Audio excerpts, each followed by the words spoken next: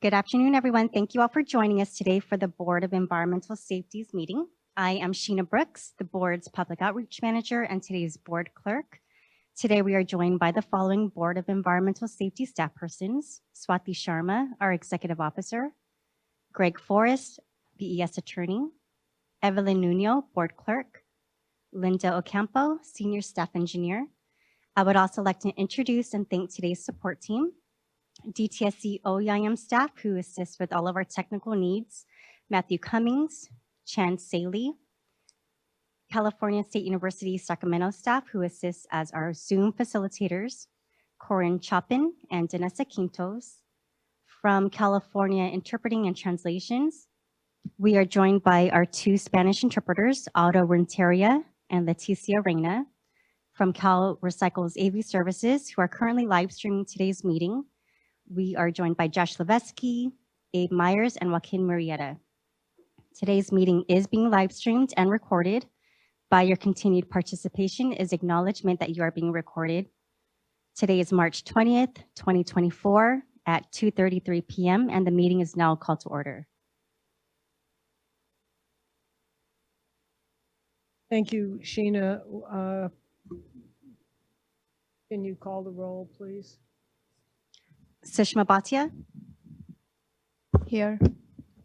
Ingrid Brostrom, Here. Georgette Gomez, Here. Jeannie Rizzo, Present. Alexis Strauss-Hacker. Here. All members are present. A quorum is established.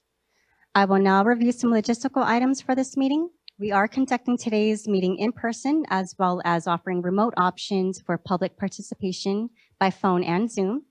For those of you joining us on Zoom, I would like to instruct everyone to select their preferred language option so that you will be able to fully participate in today's meeting.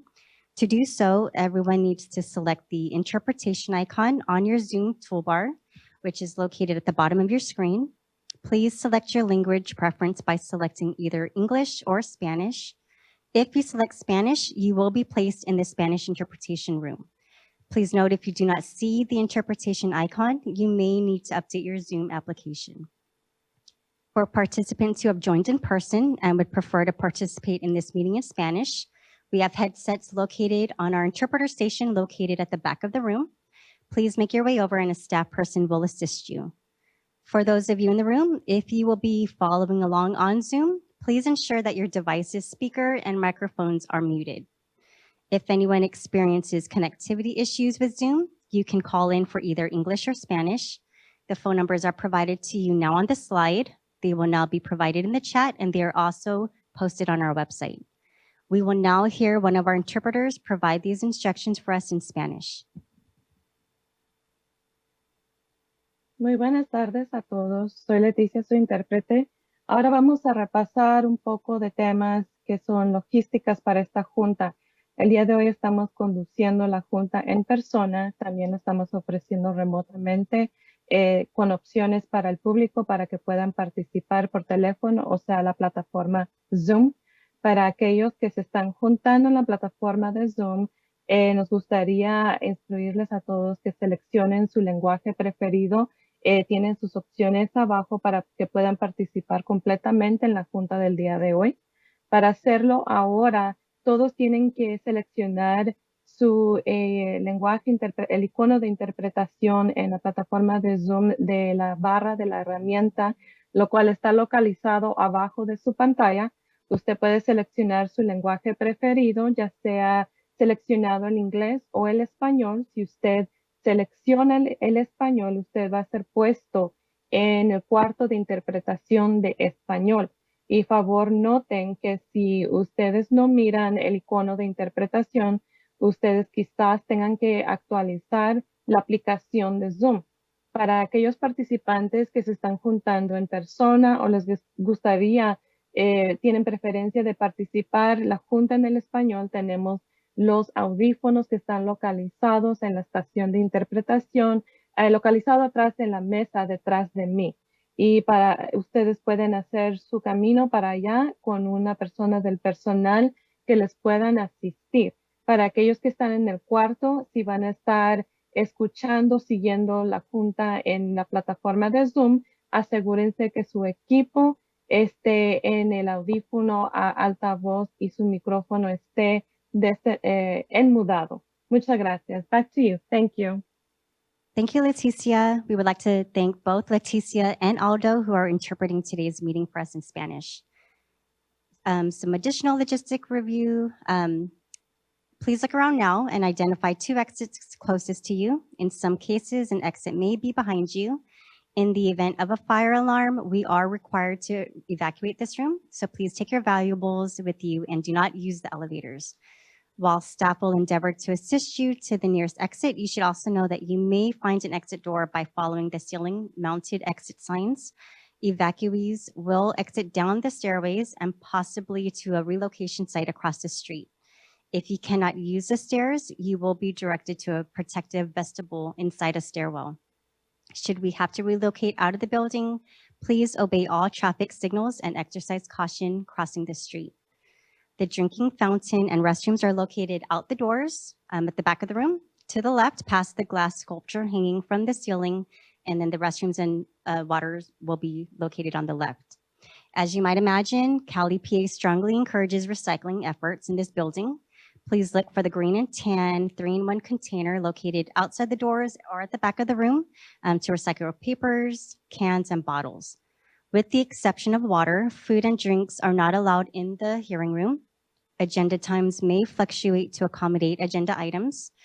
Meeting materials are available on the registration table at the room entrance, and they can also be found on our website at bes.dtsc.ca.gov.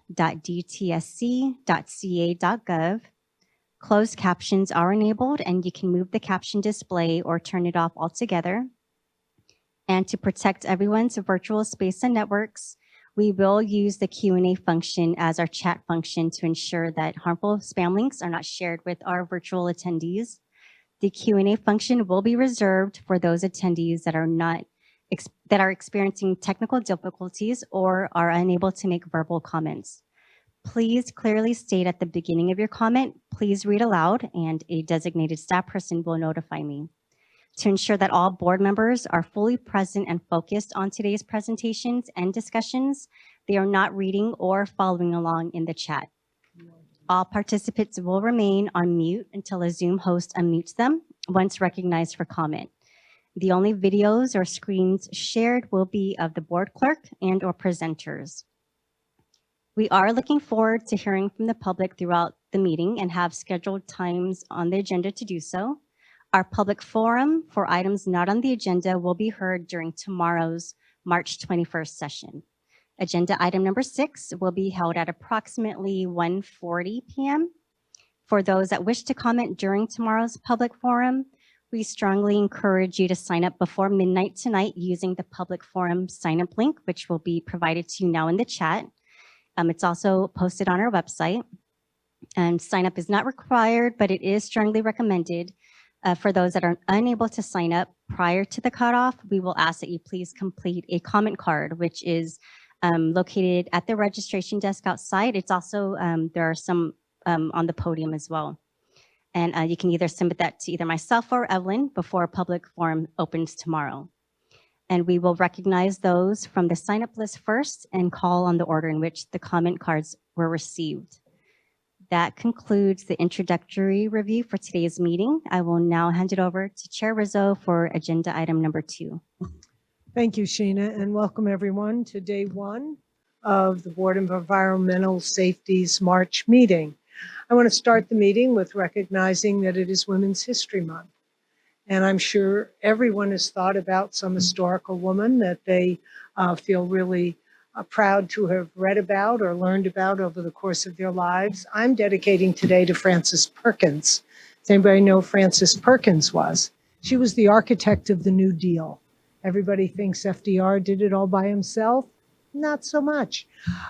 She was the first female Secretary of Labor, and her focus was on getting Social Security passed, unemployment insurance, recognizing labor unions and the ILO, the International Labor Organization, as well as workers' comp.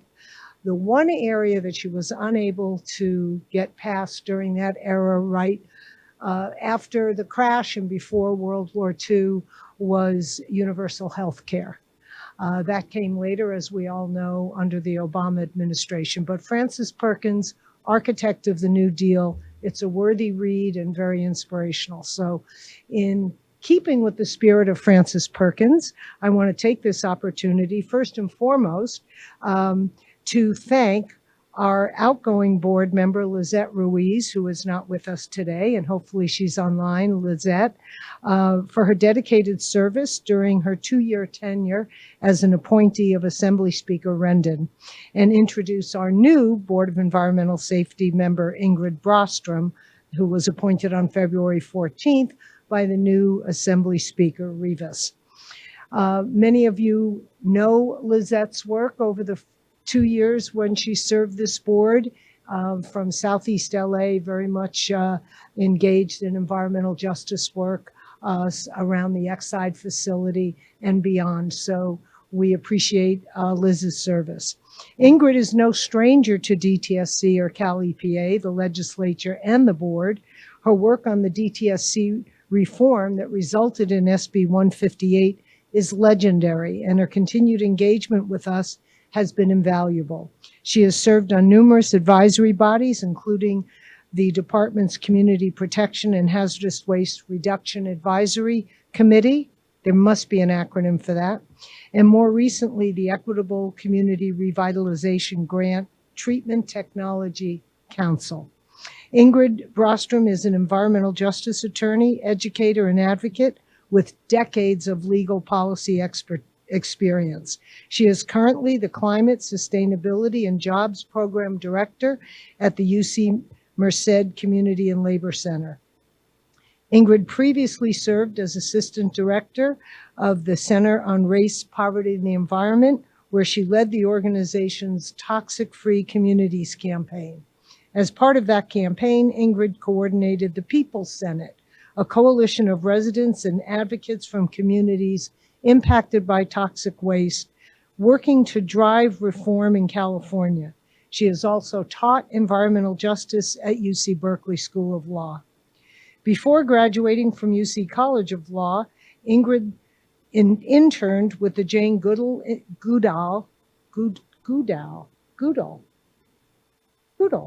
Institute, the Center for Biological Diversity, and the Sierra Club. It was another internship with the Center on Race, Poverty, and the Environment during her final summer in law school that prompted Ingrid to shift her focus towards environmental justice. She has since advocated on behalf of vulnerable communities impacted by hazardous waste facilities and cleanup projects across the state. Speaker of the Assembly, Robert Rivas, appointed Ingrid to this board on February 14th, and her term expires in July of 2027. Welcome, Ingrid. We will hear more from Ingrid, I know, over the course of this and all coming meetings. This morning, the board and our legal team and executive officer held a closed session to meet with the Deputy Attorney General regarding pending litigation. No action was taken, but the board did meet in closed session. We've provided the agendas for both today and tomorrow's sessions. Today's meeting is expected to run until about 4:30 or 5, and the agendas, as Sheena has said, are available in the back of the room or on your laptops. Today's agenda primarily focuses on a report from our executive officer, Swathi Sharma, a hazardous waste management plan update, and we will hear from Katie Butler remotely, but from her team, who will also be here, and board member reports on activities since our last board meeting. Public comments will be welcomed after each presentation. The big public forum for items not on the agenda for either day will be held tomorrow. So if you're interested in a presentation for an item not on the agenda, it's there for tomorrow. We'll also be approving minutes from previous meetings and then taking any action items for the board that arose during this meeting today. So thank you. On that note, I will move right to Executive Officer Swathi Sharma. Great, thank you. Wait a moment till the slides are up.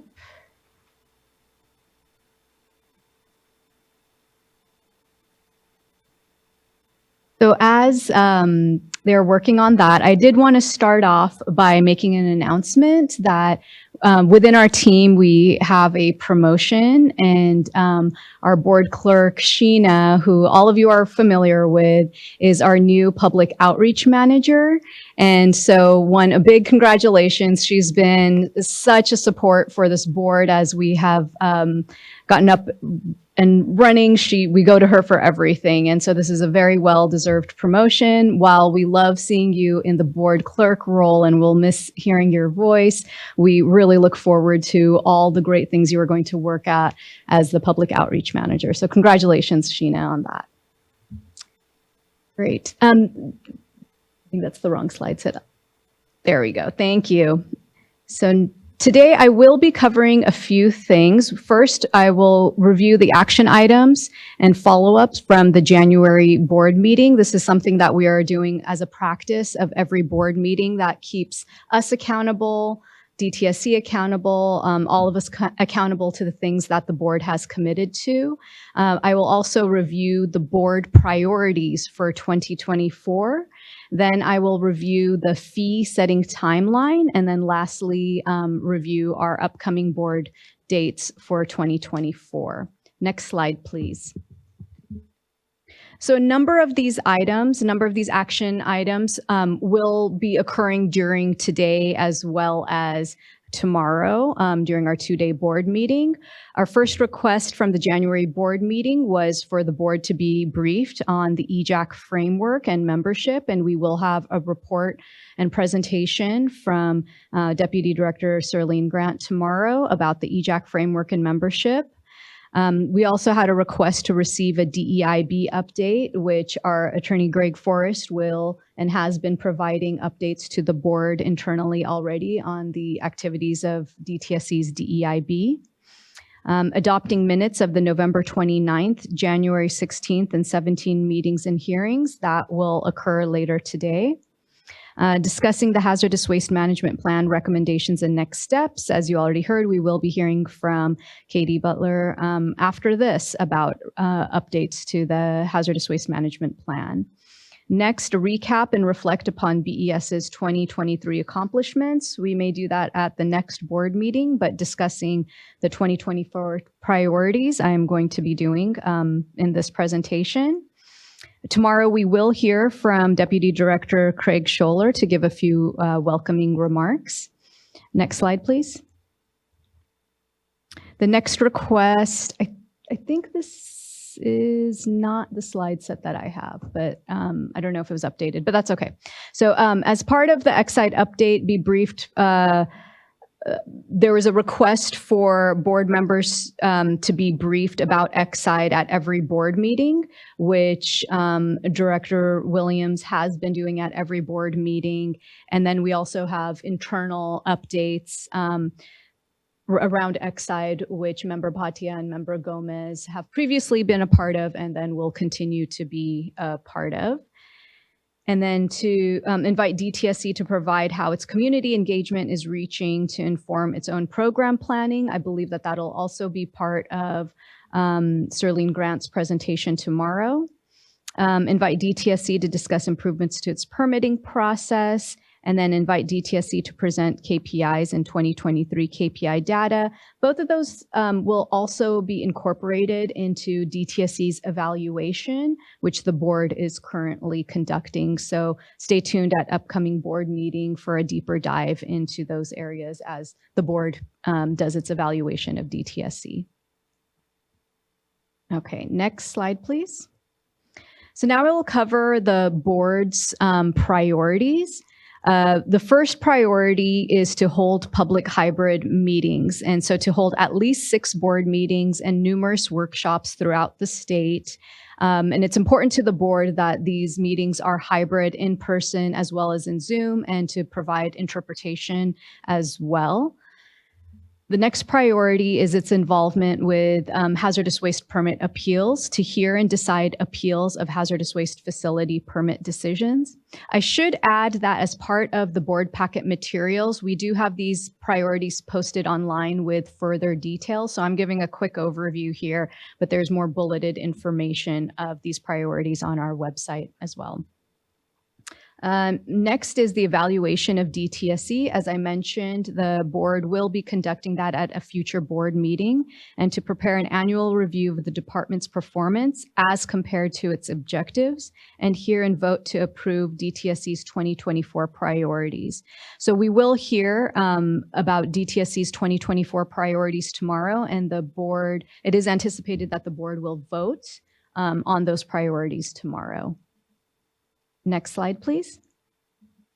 The next priority for the board is metrics, KPIs, and DTSE's strategic plan. So to shape and evaluate DTSE's performance metrics for each of the department's programs. Next priority is hazardous waste fees. To establish a fee structure by regulation for generation and handling fees, facility fees, and environmental fees. To conduct an analysis of the fee structure to consider adjustments, and to engage with the public by holding several public workshops to receive input about DTSE's fee structures. Next slide, please.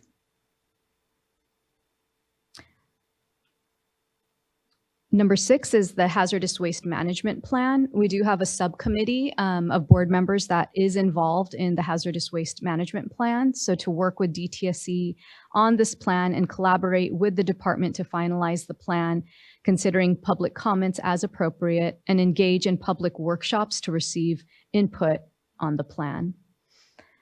Next priority area is cleanup in vulnerable communities initiatives annual report. So this is also something that the board is currently working on to analyze the expenditures of funds allocated to DTSE, to assess the performance of CVCI, and to evaluate the impact of CVCI on public health. And then next is Exide, continuing engagement as the board has done over this past year. So continue to engage with the public, DTSE, Exide, ETAG around positive movement and cleanup goals. Next slide, please. The next priority area is EJAC, to continue to shape and provide input to DTSE's EJAC. The board will also provide a forum to hear the progress on EJAC priorities and progress once the EJAC is established. So they would be welcome to come to our board meetings and provide regular updates. And the next priority for me personally is to hire more BES team members and continuing hiring and onboarding of our new staff. And lastly is to have community engagement and site tours. What you all don't see is just the amount of engagement that the board does with communities, with facilities, doing tours, hosting and attending a number of meetings. So we want to continue that engagement with community and regulated sites and enhance communication with the public. And that is a summary of all of the board priorities. I should add that these board priorities, they all stem from SB 158, but they also stem from the operational plan that board member Sushma worked on about 1.5 years ago, which we workshopped. We received a lot of public comment and input on what the board priorities should be as a reflection of SB 158. And so taking that operating plan, this is what the board has decided will be the priorities for 2024. And so I'll give regular updates incrementally throughout the year to give updates on where the board is at with all of these priorities. Next slide, please. Now switching gears to fees timeline. So we've heard from a number of stakeholders that they would like more engagement. They would like to be heard more, and we've heard that, and we agree. So I wanted to share what our fees timeline looks like and what the planned stakeholder engagement looks like. So this is for the generation and handling and facility and environmental fees. So the board is tasked with setting that fee rate, and it is quite a process. But it moves very quickly. So over the next few board meetings, I will be revisiting this timeline again and again. So throughout April and June, we plan to do stakeholder engagement, which includes not only public workshops, but one-on-one engagement with interested stakeholders as well. At the July board meeting, we will be presented with a proposed fee rate from the subcommittee on fees, which is Chair Rizzo and Board Member Bhatia, and that will be presented at the July board meeting. Throughout the rest of the month of July and August, we will continue our stakeholder engagement. At the September board meeting, the board will adopt the fee rate and go through an emergency regulation process. And then by October 1st, that is the deadline to set the fee rate, which is then retroactive to July. Next slide, please.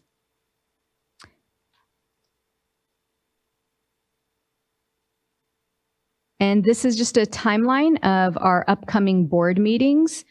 We may add a few workshops and meetings here and there, but our next board meeting is scheduled to be in Berkeley at the DTSC Berkeley office on May 22nd and 23rd. July 11th, we'll be back here at HQ. And then we have another 3 meetings in August, October, and December. Thank you.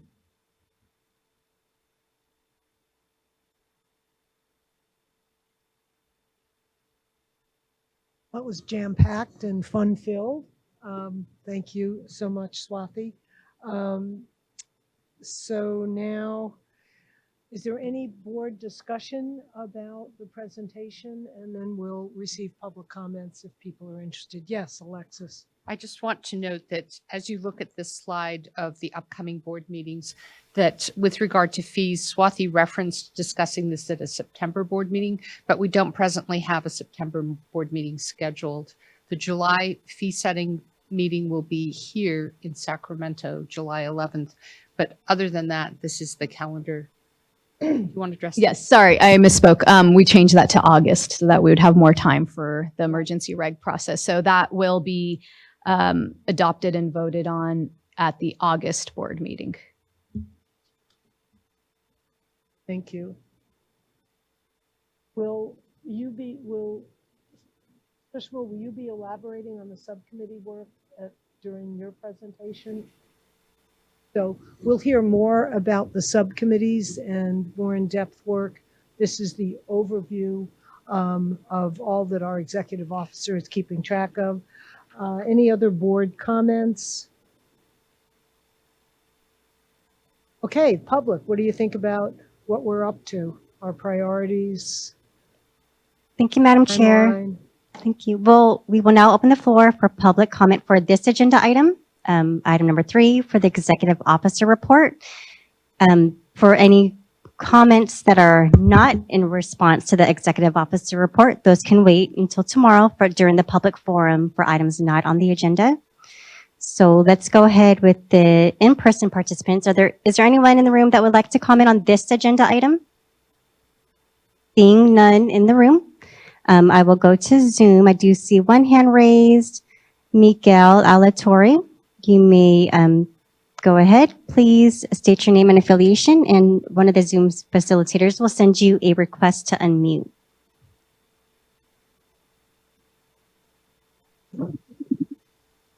Good afternoon, everyone. This is Miguel Alatorre with Green Action for Health and Environmental Justice. I'm sorry, I'm on the way to be inside of the room, so I'll see you guys shortly. But I wanted to make a comment on the part where you guys spoke on the BES doing more community engagement. I want to thank you guys for taking us into big consideration. I know I saw some of the BES in Buttonwillow. Some were really important to us as Green Action, and I think to the movement as a whole. I'm sorry for that background noise. And I just wanted to highlight that I think that it's time that we do even more on community engagement. And I do want to thank you guys for what you've already done. but I think that the community needs to hear more, and we need to have a better relationships as the CBOs that do work in the community and the BES, and see how we can better engage the community together. Because I'll give you guys a raw example, and I know this is not under the jurisdiction of DTSC, but the Elk Hills facility carbon capture storage system that's going to be put in the Buttonwillow Elk Hills. It's something that the community members had no idea was coming into their community until grassroots groups had to come in and let them know what was going on. So I just wanted to make a quick comment on community engagement and how, despite the fact that it is getting work on, we need to allocate as much time and effort to that as possible. So I will be in the room, and thank you guys for the opportunity to speak. Thank you, Miguel. Okay, are there any additional Zoom comments at this time in response to the executive officer report? Being none, I would like to check in with the Spanish interpreters. Interpreters, can you please alert me if there are any comments on the Spanish line?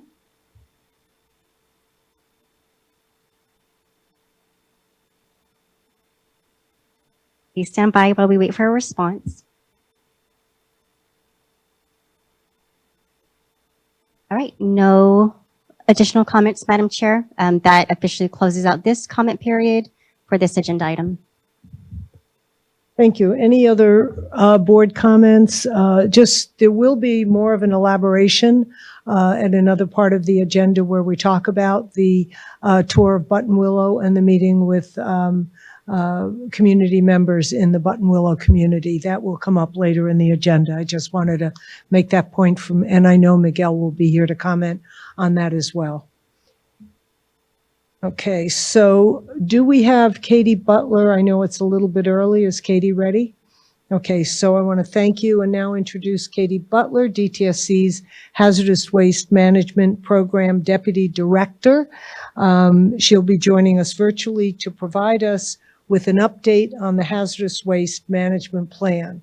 And for those of you who've been tracking the board meetings, we've had the Hazardous Waste Management Report that was discussed at multiple meetings. There were workshops, and this is now the progress on the plan, which is due to be approved by this board or presented to the board for approval in March of 2025.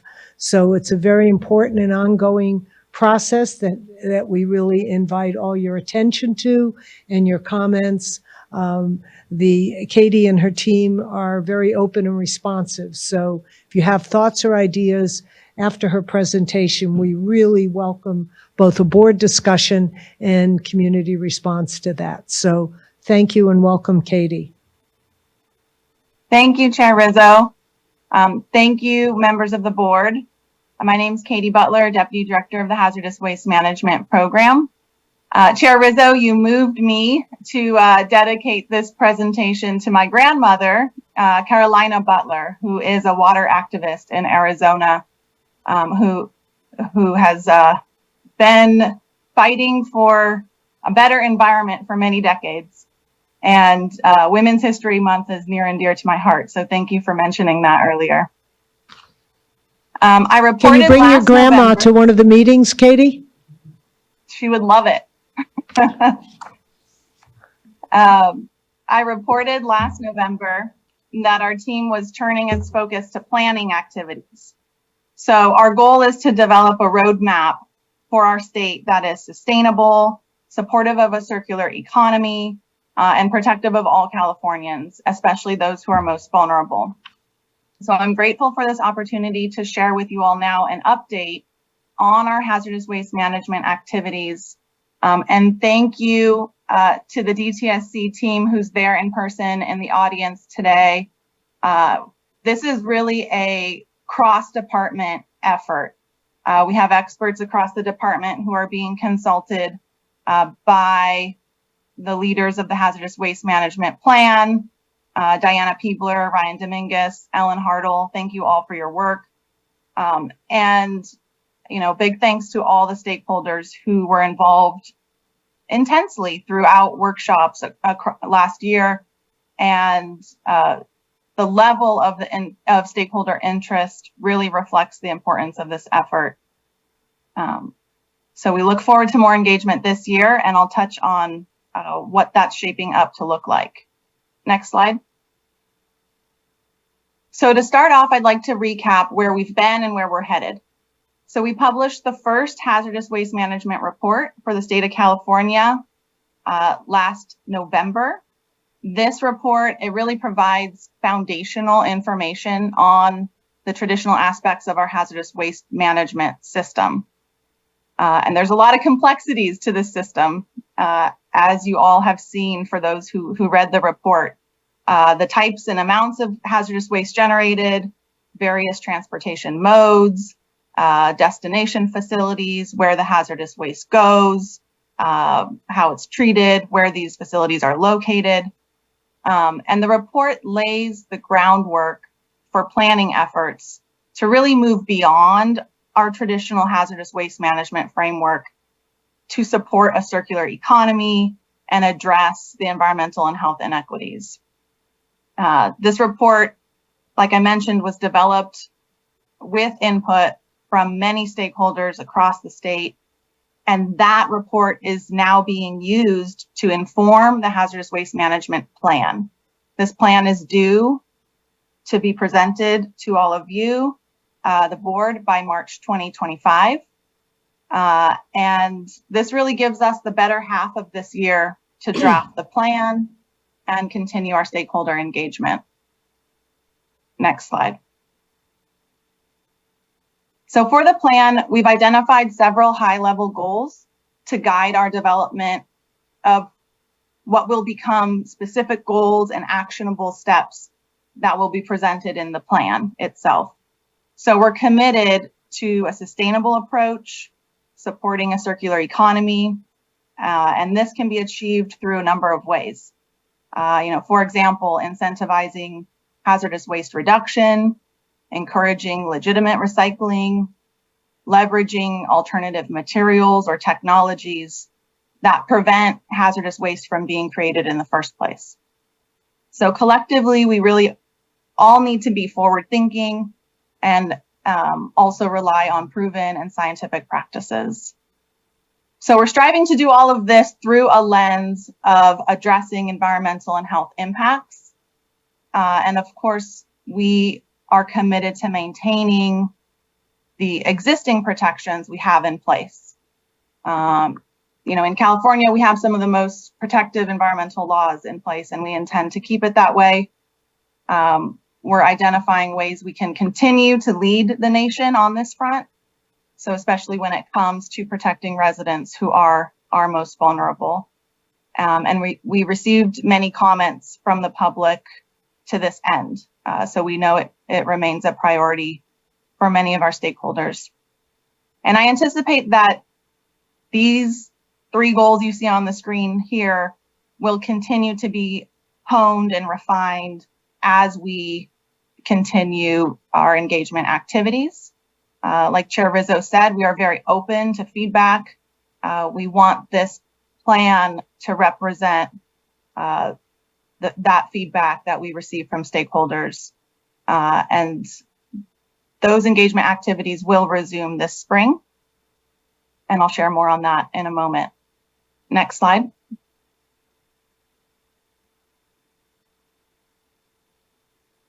So our team has done a lot of work putting together an engagement plan and timeline to outline what those engagement activities look like. They'll include at least 2 workshops this year, likely, many more meetings and presentations to gather feedback. Beginning with the first workshop in April, we have the date set for April 16th, and we'll be communicating that out more broadly following this presentation. Our team is now actively drafting the plan itself, so outlining, various sections of the plan, and that will directly guide the materials in the workshop.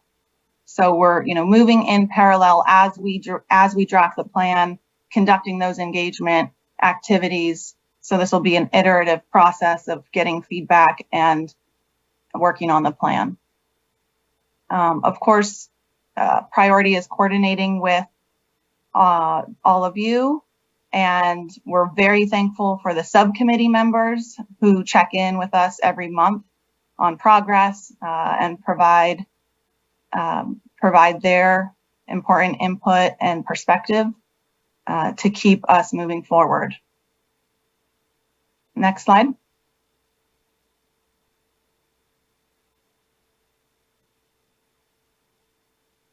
Okay, so here's where we are now, March 2024, just rounding out Q1 here.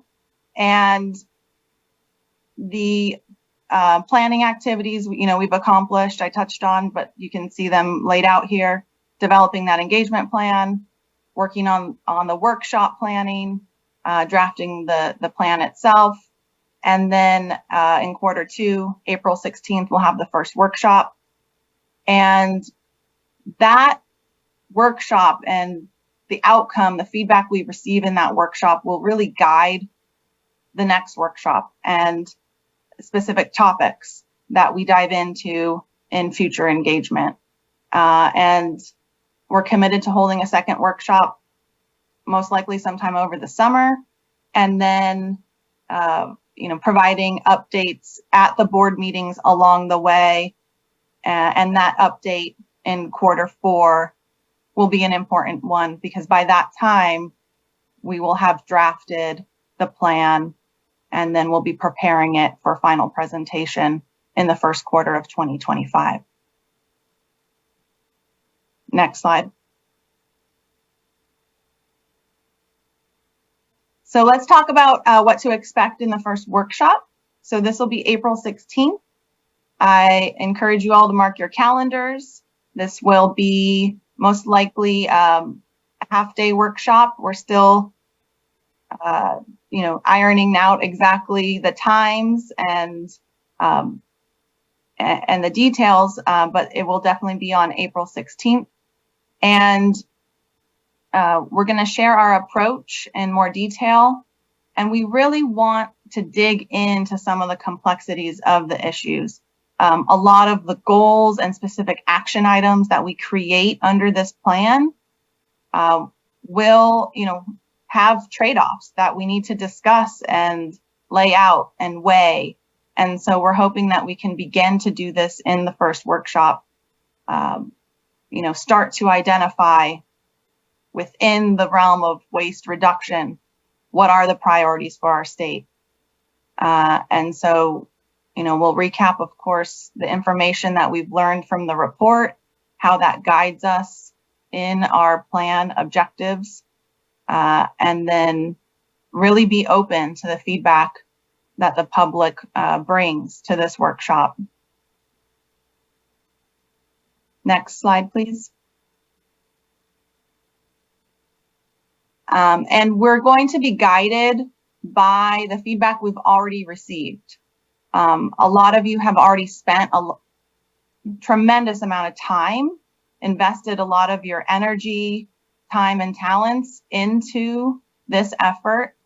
And one of the most important appendices to that report is all the public feedback we've received to date. And here's a snapshot of the themes that we've captured from those comments. But our team is really getting into the details of those comments and looking for opportunities to apply them to the plan and where we're headed. So we're going to incorporate these themes into the first workshop and proposed directions that we want to head. So from this word cloud, you can see environmental justice, waste reduction, capacity planning, public health, that's an important one, rising to the top, policy, fees. We've received really constructive feedback to date, and we want to keep that conversation going. Next slide.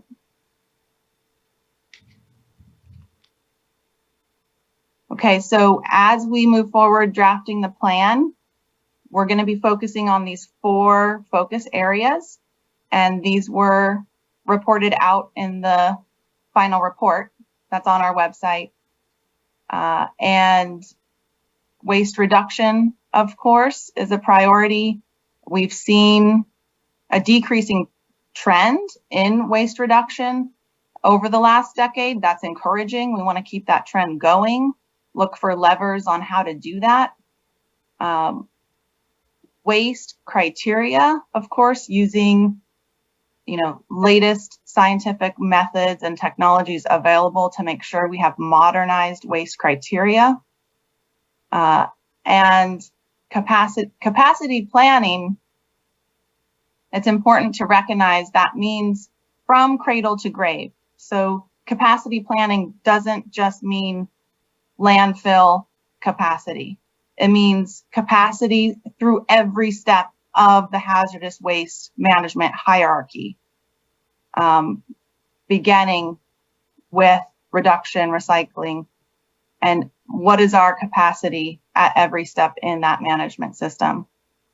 And then, of course, environmental justice and ensuring that we are looking at all of these plan focused areas through an environmental justice lens, with looking for opportunities to reduce and minimize impact to health and the environment. Next slide.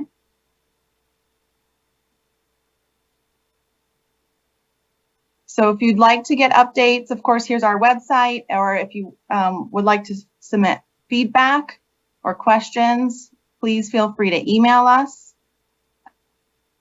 We do monitor that email regularly, and we're happy to get back to you. And I'd just like to close out by saying, of course, this process would not be possible with all the participation we've received from the public so far. And I really encourage you to attend the April workshop. And this engagement is really the type of collaboration that makes our work stronger. And again, thank you to the board for your continued support in this effort. Thank you, Katie, so much for that. Just as a reminder about the subcommittee for hazardous waste management report and plan, Sushma Bhatia, and it was Lizette Ruiz, and graciously Ingrid Rostrom has enthusiastically agreed to join that subcommittee with Sushma. And so we're thankful for that, and wanted Katie and the team to know that Ingrid will be joining the subcommittee if you didn't already know that. So do we have any board questions or discussions on Katie's presentation? Yes, Ingrid. Yeah, I have a couple of comments, a couple of questions, and I wonder if we could go back to the third slide.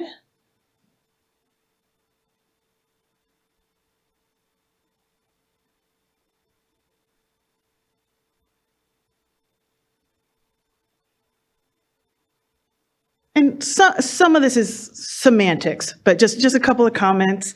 One, in terms of kind of the big picture thinking, I'm wondering and maybe recommending that there actually be a harm reduction lens. So work to reduce environmental and health impacts and harm. So just wondering or suggesting to add harm reduction as maybe a big picture. And then in terms of that last point, remain protective. Again, potentially semantics, but I think, there's questions from certain stakeholders about whether or not the way the state is managing hazardous waste is already protective. And so potentially looking more at protecting the public, especially those who are most vulnerable, might be a terminology. But again, that's more semantics. But in terms of more of the substantive comments and questions is, I do notice that there's not a particular reduction goal. And I understand that this is a complicated topic, but just wanted to raise it, understanding that, there's ways that are not particularly helpful that will reduce hazardous waste generation. And so certainly if we have an artificial reduction goal that can maybe incentivize things that are not good for the state. But just wanting to ask whether or not, if there's going to be a reduction goal, and if so, how you might think about that in a way that doesn't incentivize some of these maybe poor practices to reduce hazardous waste. So that's one question, is the reduction goal. And then you captured it a little bit in terms of how you'll be incorporating the feedback. But so I guess my question is, I'd like to see a little bit more teeth in terms of when you receive those comments at these workshops, how they will be integrated, how you'll be addressing them, if there's going to be any, documentation of, these are the things that we found compelling, these maybe not so much. So maybe some sort of paper trail on how community comments and stakeholder comments were captured and considered. And then more for the board, it really will be the board that adopts this plan ultimately. And so I just want to maybe flag for us up here, how will we be dealing with and making sure that we're comfortable with how feedback was incorporated, given that, we will have our own public process, but that comes very late in the game. And so we might want to think about how we are participating in these workshops in a way that we feel comfortable that feedback has been properly incorporated before it comes to us for adoption. And then finally, waste criteria has come up, and I know, before I was sitting up here, I was, commenting on the plan, on the report. And, one of my reactions to the initial report was, well, that's one way that the state could reduce the generation of hazardous waste, is it declassifies some of it. And that was a real big concern. And so, just making a note that, I think DTSC should be very careful about analyzing how it uses waste criteria, and so that it doesn't succumb to this is some way to artificially reduce hazardous waste generation in the state. So that's just a flag that I'm going to be continuing to look out for, is making sure that that there's that the analysis around waste criteria is done really thoughtfully. Thank you. Thank you. And I wonder, Sushma, since you have been engaged in the entire process, specifically to the question that Ingrid asked about the board ensuring the public engagement being incorporated into, can you elaborate on that, since you've been at all these meetings and workshops for over a year now? Yes, sounds good. So just to recap, we, as a member of the subcommittee, we've been meeting with the hazardous waste management plan team on a monthly basis. And through the course of the report being drafted, we'd asked for a summary of all of the public comments that had come in during the report development process. And Katie's team graciously provided that. We were able to review it. We've also previously asked for those comments to be made public, so that, and made public not just in terms of providing the comments as is, but also the DTSC team's treatment of those comments to be made public, so that the stakeholders and the community members understand what has happened with the feedback. So I think that comment continues to stand. We've mentioned that in the context of other conversations we've had with DTSC as well. So we would love to see that come to life. I fully agree with you, Ingrid, in the future. And in terms of where we are with our engagement, we have, as most of you know, we drafted a list of 5 recommendations for Katie's team to consider as they create this plan. Some of the themes you talk about, which is source reduction, treatment on data gaps, greater data fidelity, enforcement, more innovation, R&D, all of those themes were covered in our broader set of recommendations.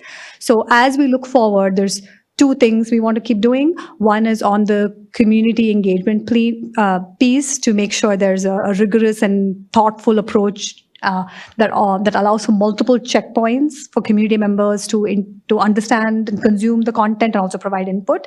And Katie's team has worked with us to create this quarter by quarter plan, and some of the things you're seeing are a result of those conversations. The second aspect is to now switch into those set of recommendations we provided, and then make sure those are being incorporated, considered through the process of the plan development. I think the point you added now, which is on the waste criteria piece, is not something we have previously raised as part of the subcommittee. So this is a great addition to our lens we've already been using. I can see the subcommittee just brain burning here. That's great. Okay. Did that answer some of your questions, Ingrid? Yes, I look forward to continuing the conversation. Katie, do you have any response, or any of your team? Yeah, thank you. Thank you, Board Member Brostrom.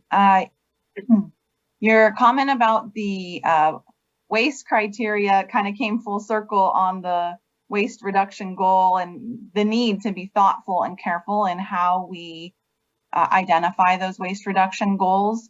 So we are considering the best way to do that now, because like you said, we don't want to, artificially reduce waste and it not be reflective of true waste reduction. So there's a lot of complexities there to consider. And so we are looking at how to do that.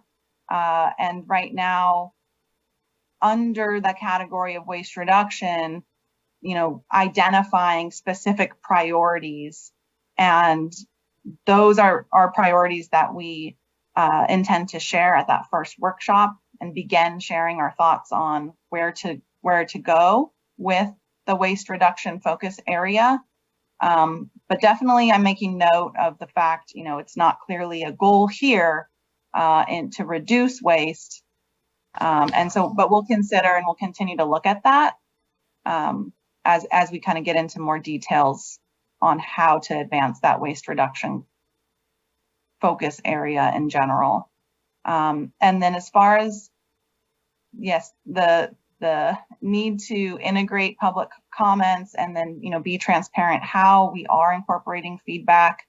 The reason why we haven't done that yet with the comments we've received is because many of them were geared towards the plan.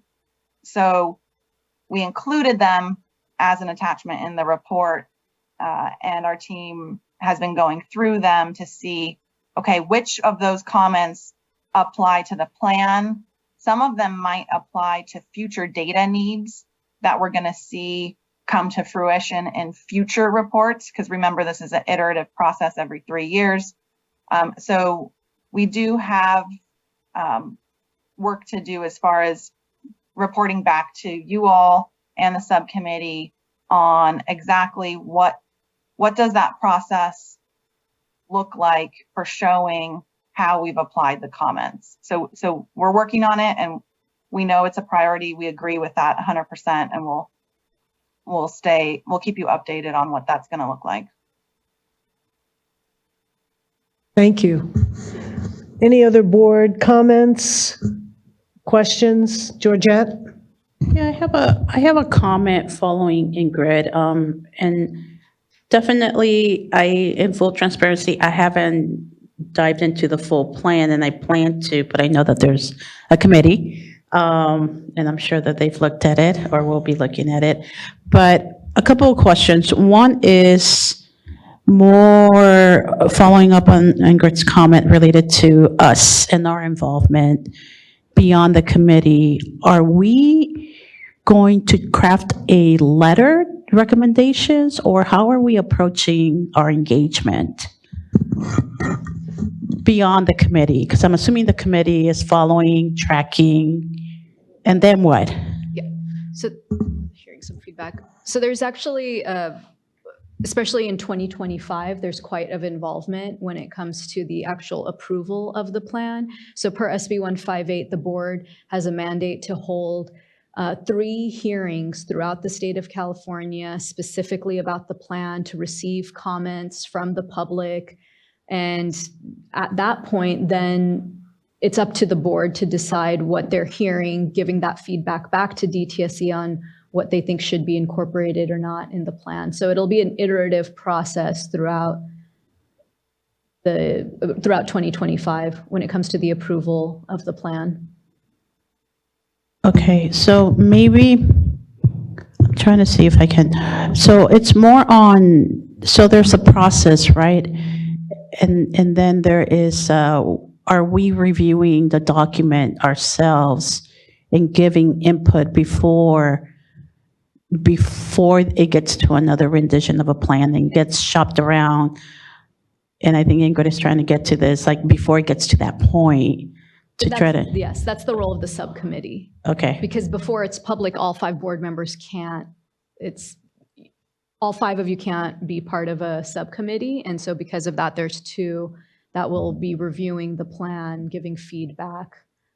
Okay, so is the subcommittee going to report to, so let's say I read the document and I have comments.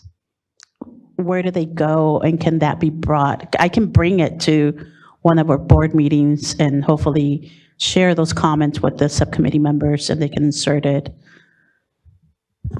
So I'm going to talk a little bit about what happened in the report process, and the issue you're raising is a good one for us to talk through to make sure that process works for the path forward.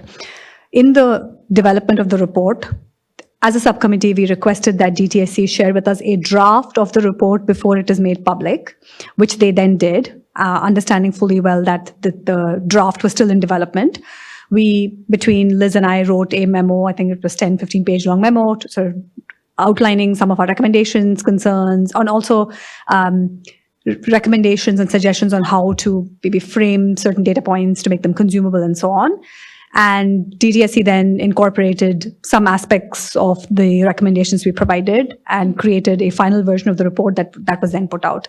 You have rightly pointed out, Georgette, that it was a subcommittee effort and not the, it didn't have the input of the full board given the constraints that we had. So if we are saying that in the development of the plan, we want to have every board member have a broader role beyond the subcommittee, then we need to come up with a new agreement with DTSC to make it public to all of us. Well, I think the other thing that did happen is that the report was presented at a full board meeting, and there was public comment and board comment, which the subcommittee then brought back. So there was opportunity for the board in those draft report, when the report came out, we all got to have a discussion at a board meeting, and a lot of what we said at that board meeting got filtered back through the subcommittee in the working sessions. And their job then, and that's why we asked for another presentation today so that if board have thoughts. So yes, it's important to read the full report in order to be able, which now has probably morphed. I want to ask the team about that. So the report drove the efforts on the plan, correct? And the report is still relevant because it's the core document from which that and public comments and the work of the team are what are now driving into the plan. So the more schooled everybody is individually, the more feedback at these very meetings where we can have this discussion openly, because you all know Bagley-Keene. We can't all talk about it unless we're all together in a board meeting that is public, that is noticed, and that everybody can see how we're talking about it. So by all means, this is going to come up at every board meeting between now and 2025 because it's so relevant. Does that help? And I'll just add one more thing, which is I think the plan actually provides even more opportunities for the full board to comment, because we are going to host those 3 hearings as a board, and all of that, the draft plan will be up for the full board's review. We'll all be able to internalize what the comments are from the public and then shape the final version before we sign off on it. And I think Does that work, though? And I do believe the intent, and I'll ask you all, Katie, to confirm it, for the workshops, and certainly ones that we're engaged in, are all hybrid, right? So that there's an opportunity for people to see and hear it. It's not just a webinar presentation. Is that correct?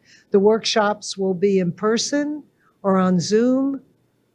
The first workshop will be hybrid, and last year we carried out both workshops with a hybrid format because it seemed to go well that way. Yeah. You've got a staff member who wants to come introduce yourself for the purpose of. Yeah, Ryan, go ahead and provide some more information on that. Thank you. Thanks, Katie. I'm Ryan Dominguez, the supervisor for the Hazardous Waste Management Plan Unit. For the first workshop, we were planning on doing it virtually. Some of the feedback that we got was folks liked the virtual better. I think there was maybe 2 or 3 people that came in person. And so the virtual seemed to be the preferred method. And we're actually going to be having a survey, I think it's before and after this next workshop sent out, and to collect feedback on that again. And so after the survey that comes afterwards is going to include a line item that, what is your preferred method? Because the feedback that we got last year was virtual. Virtual, but with the opportunity to interact. Yes. That's what, yeah, not hybrid. There was not an in-person, correct? Correct. We had 1 or 2 last year that were in person, but didn't get too many folks in person. Actually, got a lot of people online.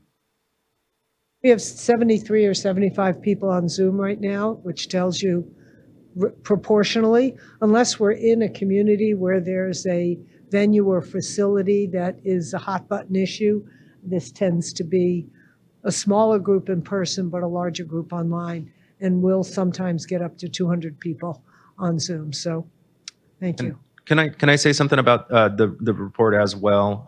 Please. I highly recommend reading the report more than once. Yeah, no, It's I- great reading. But also, I recently reread it again after taking a few months from looking at it directly, and it was a fantastic reminder of coming back. So we've been in planning for a number of months, and then coming back and as a reminder of, yes, this is why we are approaching it this way. And so the more times you read it, the different perspective kind of comes out of it, or the more you learn or become more familiar with some of the terms that are used in it. If you're not familiar with a lot of the terms, you can get a little lost. And the deeper you get into them, and the more understanding you get of some of the terms and responsibilities and roles, it's helpful to read through it, because It's only about 4 inches thick, so Yeah. it's a light read. Yeah. But I think you've also welcomed, and I'll say it out loud again for Ingrid's benefit, for briefings, deeper briefings, Ingrid, if you want that from the team, I'm sure they'll accommodate. They've been very accommodating. Thank you. Any other questions or comments? from Ryan, public or board? Can you stay up there for just a minute and touch on how you're crosswalking the recommendations from the board? Yes. So we did receive the recommendations from the board, and one of the goals is to take, we put it out on a spreadsheet, and with the goals and actions that we're taking, and working to crosswalk where those align. So it's easier to see how those the recommendations are being worked towards over time. Thank you. Yeah. Thank you for that. Appreciate it.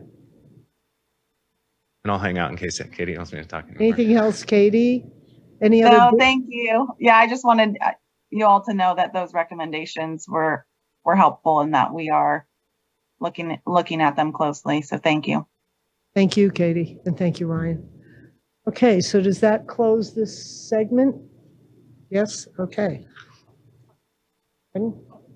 We did public comment, but we didn't have any. Thank you, Madam Chair. So we will now open the floor for public comment for this agenda item in response to the hazardous waste management plan update. Let's go ahead and start with those in person. So to prevent a line from forming at the podium, if any in-person participants would like to comment on this agenda item, please raise your hand. We'll go with the gentleman in the back. He had his hand raised. Please come up. Okay. Please state your name and affiliation. Let me make sure the mic is on.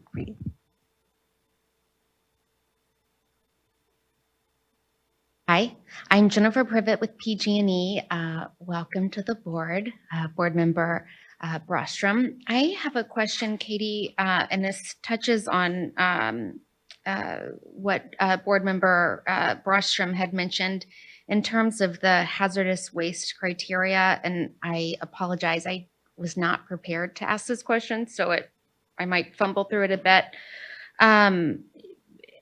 I was wondering if in the plan you will be discussing or talking about the science you're using for setting these criteria. From what I understand, the criteria was set some time ago, and that the science around that has been updated or there's more current studies. Could you speak to that a little bit, please? I don't know if my question was totally think clear Katie's coming as I back. fumbled around, but basically if you will be looking at or at least discussing the science that you're using to set the criteria levels. Yeah, so the plan is most likely going to identify the goals and, sort of an implementation plan on how are we going to look at waste criteria given our latest, science, technology, and modernizing those criteria. So, to answer your question, yes, we plan to be very transparent about all the different scientific considerations. But I also want to be clear that this is a long-term endeavor to relook at waste criteria. And so we're going to have to prioritize, which waste criteria should we look at first? Which ones might be the most outdated or, might benefit the most from being updated. So those are the kinds of considerations that we'll be discussing at the workshop and then in future, over the course of this year. Ryan, did you want to add to that? Yeah, and just to touch on that, and I think Katie said it very well. It's going to be a very long-term process to evaluate. We have in the past talked about how we are breaking the evaluation for the criteria into kind of two big chunks. One is how hazardous wastes are identified, and the other piece is how hazardous wastes are managed. Those two chunks are going to be within the hazardous waste criteria evaluation.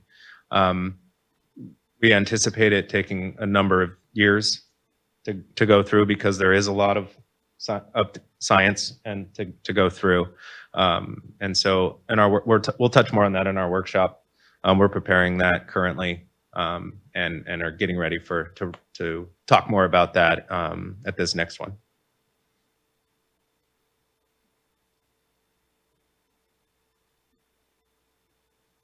Please state your name and affiliation. Afternoon, Mike Caprio with Republic Services. Thanks for your time.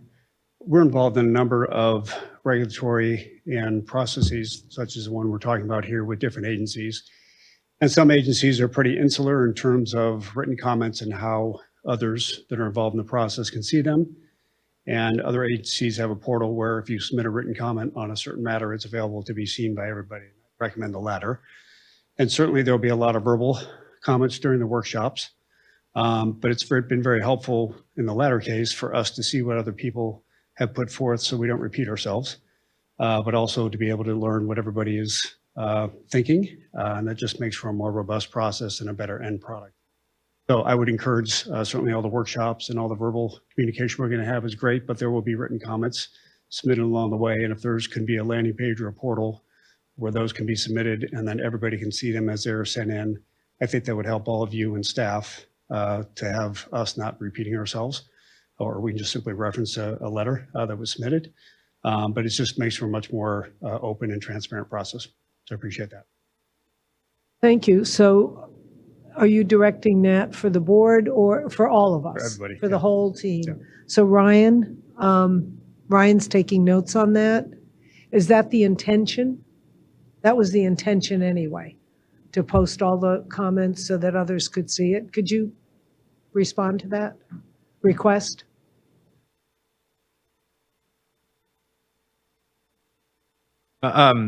Over the last year, we've been working to try and get a portal to do that well with. We explored a couple of different options and nothing would really align with what we were looking for. And so that is the goal, to have that type of thing where people can submit and it just posts. There are a couple options that we've been exploring since then. And The so technology thing at this technology point. things, yeah. And frankly, bandwidth, we're working on multiple things, and so that's a slower process. One reason, well, we did post all of the comments in the report, and so we're working towards getting those all online, so people can see them easily. So will you just keep us up to date, or at least keep the subcommittee up to date on where you are with that, so we can keep the public up to date when it launches? Yes. If it isn't already launched? Yeah. Thanks. Yeah. Yeah, go ahead. That process being real time is very helpful versus coming out. It's great to see them all in the report, but having that be real time is. Understand. I do have one more question about some of the comments Katie and Ryan made. I think I understand that the plan is going to lay out the process by which waste criteria may be changed. This is a question, or for certain waste, will the plan suggest changes to waste criteria, or is that going to be part of a long-term assessment, and the plan just lays the foundation for how community and priority communities are viewed, health risk assessments, groundwater, staff into the board? Katie, do you want to? Yeah, great question. I think we're looking at that very question right now. And the two areas under waste criteria that Ryan laid out may be handled differently because they're on different timelines. So first and foremost, it's important that we nail down the priorities and where we're going to direct our efforts. And then, so I believe that was the former, most likely the former path that you laid out. Because like I said, it will take time to do all that research. And so it will be a long-term effort to actually change any criteria if they do need to be changed. Did that answer your question, sir? Thank you. Okay, are there any additional in-person comments in response to this agenda item? Seeing none in person, I will turn to the Zoom participants. If you would like to comment on this agenda item in response to the hazardous waste management plan update, please raise your virtual hands. And while you are doing that, I just want to remind everyone, if you would like to express your comment in writing, you may submit it to us via email at besinfo@bes.dtsc.ca.gov. Additionally, you may use the Q&A chat function if you are experiencing technical difficulties, and please read aloud at the start of your comment. Okay, I currently only see one additional Zoom hand raised. Winston Hickox, you may go ahead. Our Zoom facilitator will send you a request to unmute. Please state your name and affiliation. My name is Winston Hickox. I'm with California Strategies. Quick question for the DTSC staff. Katie, at what point in the process that's been discussed today do you anticipate transparency being provided with regard to the fiscal and budgetary implications of the plan in its ultimate final form? Thanks, Winston, for that question. I don't have an answer for you right now, but we'll have to get back to the board on that. Okay, thank you. Tina, did you catch the question? Did you? I did not, but we have it on recording. Okay, thank you. Thank you, Winston Hickox. Are there any additional Zoom comments? And I'll comment too, Winston, that this doesn't supersede any normal processes that we have as a State Department that you're familiar with. So just keep that in mind as well.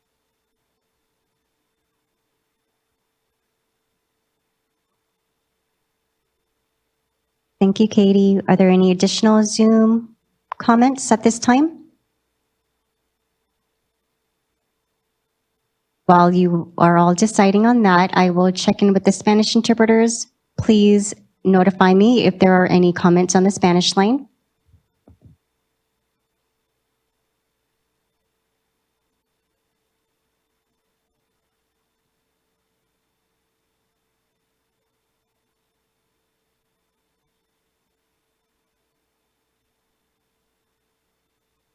Okay, Madam Chair, there are no additional comments. This officially closes out the comment period for this agenda item.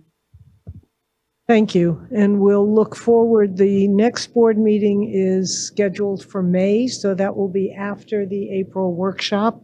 So let's plan on a hearty agenda item following the workshop and ask Katie and her team and our subcommittee to be prepared to come back with what happened at the workshop. Does that work for everybody? So we'll do that. I think we have 2 days in May, right? Okay, just work with Swati on dates for that. Thank you. Okay, so, all right, now we'll go into board member reports, which basically is activity that board members were engaged in. And we have two parts to this. Part of it's today and part of it's tomorrow based on availability of people to participate in that, although we see you here today, but we're going to talk about Buttonwillow tomorrow. I'd like to start, Ingrid, just because it's your very first less than a month here. Talk to us about what that's been like and let everybody know what it's like to be a new board member. Sure. So I was appointed just about a month ago, so on February 14th. And so a lot of my focus has been onboarding with the Board of Environmental Safety, meeting with our staff, meeting with the members one-on-one, as well as some members of DTSE staff. So that's taken a lot of my time. As you heard, I did join a couple of subcommittees. Chair Rizzo mentioned one of them, so the Hazardous Waste Management Plan Committee, but I am also joining, I'm joining several. So the Performance Metrics and Reporting Committee, the Environmental Justice and Outreach Committee, the Cleanup and Vulnerable Communities Initiative Committee. So those are the subcommittees that I've agreed to join. And I have also agreed to join the SSFL working group. And then I will also continue to participate in the Equitable Community Revitalization Grant Treatment Technology Council. Again, another one that needs a better acronym. I've been in that space, but will now continue to be in that space as a board representative there. So those are the various subcommittees and groups that I will and working groups that I will be engaged in. Since joining, I've been able to join a couple of subcommittee spaces, particularly the Hazardous Waste Management Plan. I'm getting up to speed there.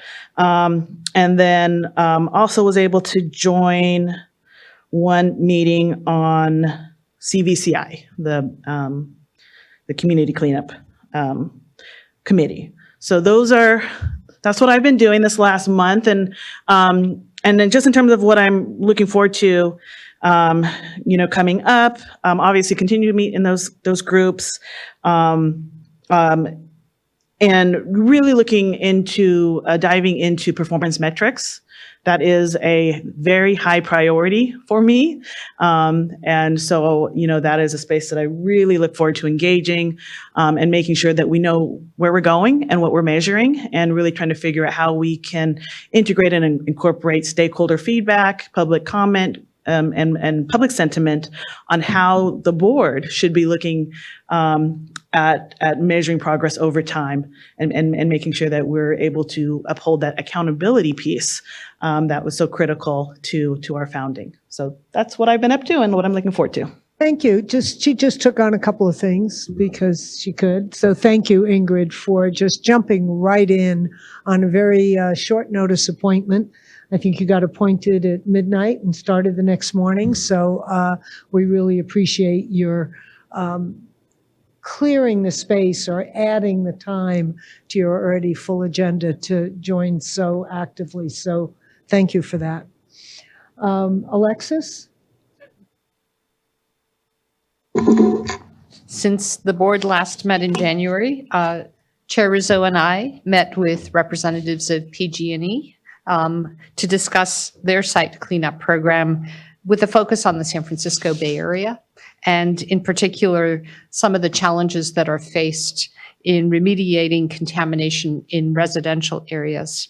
That was very helpful, and thank you, Ms. Privet, for hosting us. Along with a couple of the DTSC colleagues in the room here, I participated in the DTSC US EPA community meeting with North Richmond residents to discuss the pilot project on cumulative impact analysis. And we will continue to track how that goes forward. But thank you, Wayne, Mohammed, Mujda, for your enthusiastic participation there. And let's see how that will help all of us with the challenge of cumulative impact analysis. I was unable to attend last week's Cali PA DOD quarterly meeting, and I am the DOD liaison and wished that I could have, but I am going to follow up with my DOD colleagues and DTSC on what was a fee-related issue that they have raised, and will no doubt come up in our regular ongoing discussion on fees. And the balance of my time has been spent with the chair and the executive officer on how we manage our board internally, both for me as on the executive team and in planning for these meetings and in helping how we can staff up and grow our capacity to do work. And by the time we next meet, we hope to have a draft put together on our SB 158 mandated evaluation of the department, which we have just begun. Thank you, Alexis. I appreciate that. And I just want to say, adding to Alexis's comment, it was really very useful for us to hear from the challenges, questions, and input from a stakeholder from PG&E at that meeting. We didn't go to the facility, although I know you wanted us to come see your new building. But I think the conversation was useful for us to understand some of the challenges and also the commitment to get things done. So we appreciated that. Sushma. All right. I am a member of 3 subcommittees, and Swati, you have to keep me honest. The Fee Subcommittee, Hazardous Waste Management Plan Subcommittee, and the Metrics Subcommittee. On the fees topic, we're going to do a deeper dive on fees tomorrow, so I'll give my fees update tomorrow. I've spent actually a bulk of my time in the past couple of months deep diving on fees, so we'll talk more about it. On the Hazardous Waste Management Plan, I think you all heard a very detailed report, so there's nothing more to add to it. I am very excited to work with Ingrid to actually jumpstart the metrics pillar. We've made not much progress, but it's been sort of fits and starts. So I'm looking forward to actually making meaningful progress and coming back to this group. There's one or two pending things. I think the last time we got together, we spoke about possibly connecting with Meredith and her team on the Exide feedback on the solicitation process. So that is still pending, and when that happens, we'll report back. Also, in the last couple of months, Georgette and I got to attend a community meeting organized by Neighbors Against PTI. And should we now do an update around it? Okay, great. The community meeting, I'll start, and then Georgette, if you please add to it. The community meeting was very well attended. There were almost 50 members of the community. And the meeting was also attended by by Supervisor Janice Hahn's office and a few other members from the local government, like the health department and so on. Largely, we had members from DTSC as well. Katie joined us actually and was able to field some of the questions that came up. It was a listening session. We heard a lot from community members about the concerns they have regarding fibrotech that is within their community. They spoke a lot about odors and chemical smells. They shared concerns about their own health or the health of some children that go to attend the local schools.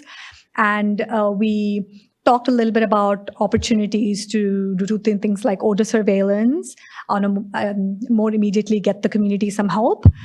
Those are some of the solutions we spoke about. There were also some flyers distributed by the local health department representative about phone numbers the community members can call.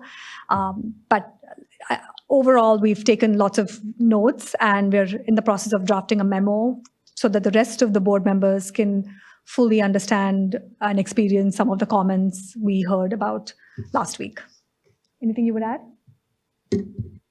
No, no, it was a lot of input from the community related to mainly asking DTSC staff as they're reviewing the new permit, asking for the new permit to not be issued, basically, because there's a lot of community concerns and there's been a lot of violations by this, by FiberTech, and the fact that they've been operating for many years without a permit. So there's a lot of concerns. The fact that the location is literally right in the community. So that was expressed pretty loud and clear. Our role there was just to listen. Katie was there, and she was the one that was basically on the hot seat, answering a lot of the questions. We didn't take that role. It was just more us taking in that information. So, Quick question. Yes. Correct me if I'm wrong, and DTSC as well.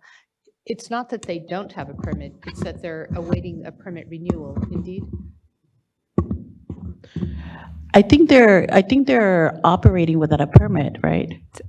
What's what we call administratively continued permit. Well, I that think you, that's- you have yeah. a permit. So there's a It just permit, but hasn't been it's- reissued. it hasn't been It's reissued. different than Correct. operating Yes. without a permit. Yes. Yes. And I think it's worth adding that other board members have also met with this community, with this group. Yes, I can provide a summary. So nearly all the board members have toured the PTI facility, except for Ingrid, since she just joined, but that's in the works. But nearly all the board members have toured the PTI facility. And then previously, Board Chair Rizzo and Member Ruiz had also met with Neighbors Against PTI. So whenever there is a facility, we like to tour the facility and also meet with the community as well. So twofold. And so this, both members had already toured PTI, and this was an opportunity for both members to meet with the community and the folks that are living in the community there. Anything else on the? I'll just add one thing that during this community meeting, we were invited to come and stay at one of the community members' house to really experience these issue of odors and to drive around to really get a sense of how close the communities are to the facility. But because we had already toured PTI, we already had that perspective. So we were able to share that, look, we've already toured it. We understand how close the communities are to the facility. So it was good to have that perspective. And as Swati mentioned, hearing from sort of both point of views and both or various different perspectives just helps us make a more informed decision, provide more guidance to DTSC. Great, thank you. Anybody want to add or have questions for that? Okay. Georgette, other things that you've been up to since the last board meeting? Yeah, aside from making this trip and meeting with the community members, we did a follow-up internally to try to lay out a fuller next steps on our CVCI, the Clean and Vulnerable Communities Initiative, so that there's going to be more on that. There's a little bit more work that we need to do to be able to get to the production of analysis for how the expenditures have been occurring on the initiative. Been working as well with DTSC staff on giving input on the creation of the Environmental Justice Working Council. I believe that's getting closer to finalizing that structure. And trying to remember what else. Oh, I've been designated to participate in the X-Site working group as well. And in fact, because of the departure of Member Reese, I had an opportunity to participate the day that actually she was stepping down to participate in the meeting. So I'm getting acquainted a little bit more on that end.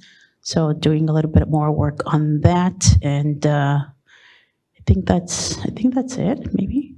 Yeah, and thank you for taking that on. Geographically, it worked really well for Member Ruiz to be part of XI because she lives in that community. So with us spread out across the state, it gets a little bit harder when there are regular monthly meetings with travel. So I know when you can, you'll be in present, and otherwise you'll be Zooming in for those. And we'll hear more about the work of excuse me, about XI during Dr. Williams' report. That is a standard now part of her report. We've asked every board meeting to give an update on XI, so we'll have more opportunity to dive into that tomorrow when the director gives her report. Any other questions from board members of each other? Any public comments? Thank you, Madam Chair. We will now open the floor for public comment for agenda item number 5, board member reports. We can start in person.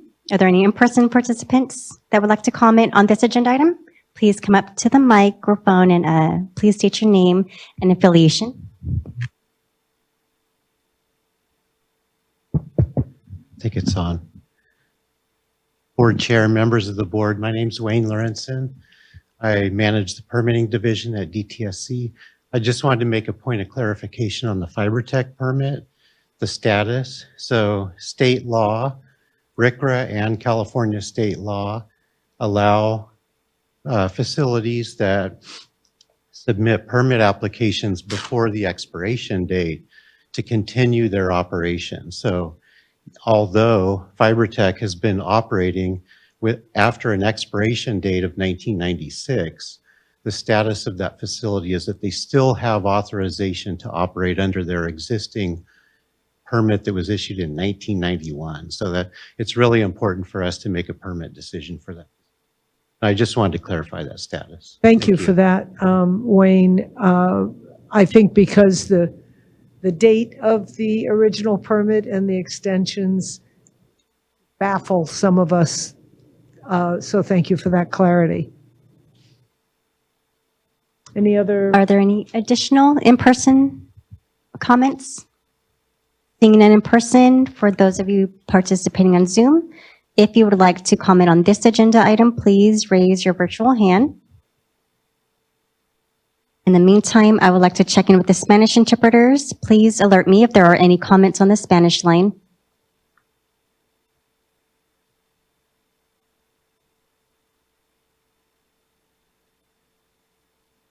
There are no Spanish comments, but I do see one hand raised on Zoom.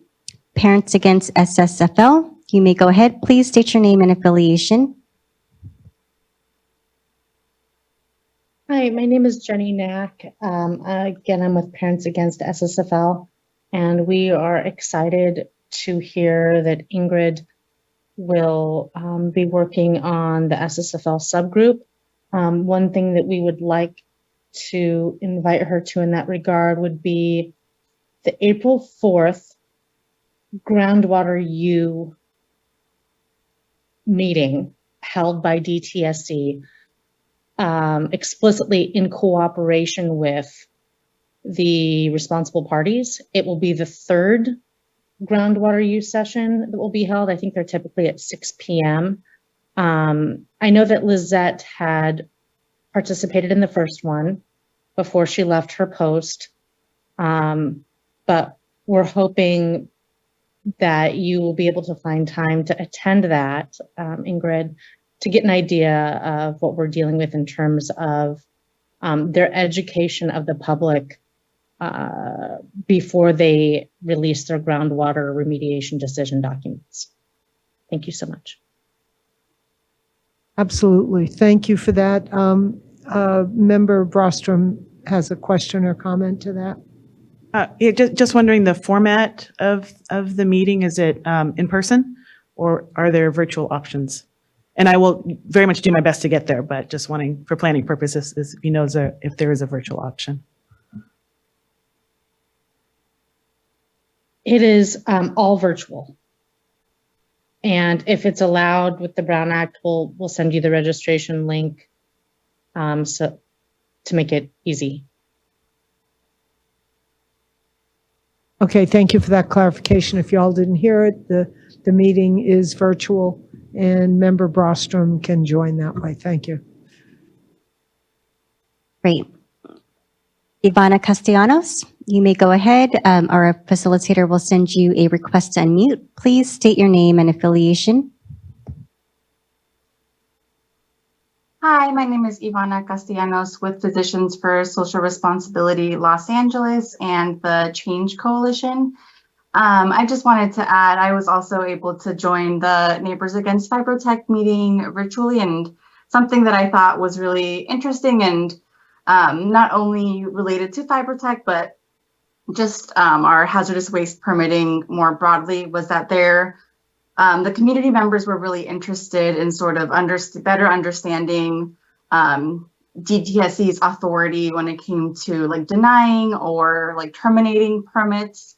And so I think there's just some confusion around what are the, like, by what metrics DTSC measures, for example, like how egregious a permit applicant's history of prior violations are, or how it measures significant impacts, and really asking like, and when is enough enough? So just wanted to add that because I think it applies not only in this particular case, but I think is a question about DTSC's handling of hazardous waste permitting more broadly. Thank you. Can I just clarify, was that a question that you would like DTSC to answer or an observation of what you heard? I just want to be sure. It's hard to hear. Okay. I'll just add that this was a comment that was made also during the community meeting, that the community members seem to express that this particular facility has demonstrated a series of violations lack of compliance in the past. So at what point does DTSC use that information to deny a permit, which is what the community desires? So the question was how much is enough? How much evidence is enough for DTSC to make a decision on denial specifically?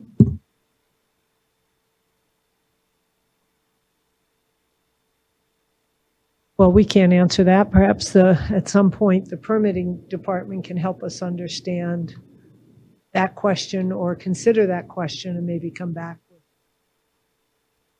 I don't think it's a question being posed at the moment. It's just something that is being shared that came during that community meeting. And Katie did answer yes. So I don't think we need to go back and forth at this moment. Yeah. Okay, thank you. Okay, last call for public comments on this agenda item. Please raise your virtual hands.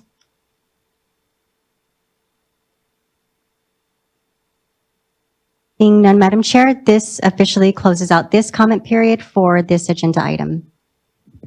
Now we're going to go to the really fun part of the meeting. We're going to approve minutes from the last 3 meetings, which I know you've all read and you're all prepared to offer amendments or comments. So we will now go to agenda item 6. Do I have the list? Okay, so the first one is, as I said, the public hearing on EcoBat Resources Temporary Authorization Appeal Meeting. Madam Chair, I move that we adopt the minutes of the hearing for November 29th, 2023. I'll second. Is there a second? I'll second. Discussion about the minutes. This is just about the minutes. Thank you. We're not talking about anything else, okay? Sheena, will you call the? All those in favor of approving the November 29, 2023 EcoBat appeal hearing minutes? 4 in favor. Any opposed? Any abstentions? 1 abstain. I abstain. Thank you. Motion passes with 1 abstention for the November 29, 2023 EcoBat appeal hearing minutes. Thank you, Madam Chair. January 16th, Ontario City Hall Chambers Board of Directors meeting. Can I have a motion on those minutes, please? Madam Chair, the Board of Environmental Safety meeting on January 16th in Ontario, I move that we approve the January 16th minutes. Second? I second. Bushma seconds. Any discussion? Amendments? All those in favor to approve the minutes of the January 16, 2024 board meeting? Got 4 ayes and 1 abstain. 4 ayes, 1 abstention. Thank you, Madam Chair. Okay, and now January 17th, Ontario, public hearing on lighting resources hazardous waste permit appeal from January 17th. Madam Chair, I move that we approve the minutes for the public hearing of January 17th, 2024. I second. Bushma seconds. All those in favor to approve the January 17, 2024 Lighting Resources Appeal Hearing minutes? I see 4. Any abstentions? 1 abstention. Thank you, Madam Chair.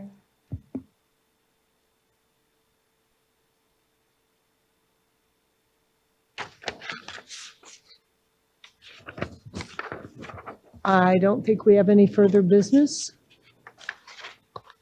So can we have a meeting motion to adjourn, please? Ingrid, your first motion. May I make a motion to adjourn the meeting? I'll second. All right. Thank you. Okay, Unanimous. that motion passes unanimously. The meeting is officially adjourned at 4:18 p.m. And just a reminder, we will reconvene tomorrow morning at 9 a.m. in the Coastal Hearing Room, which is next door. Thank you, everyone.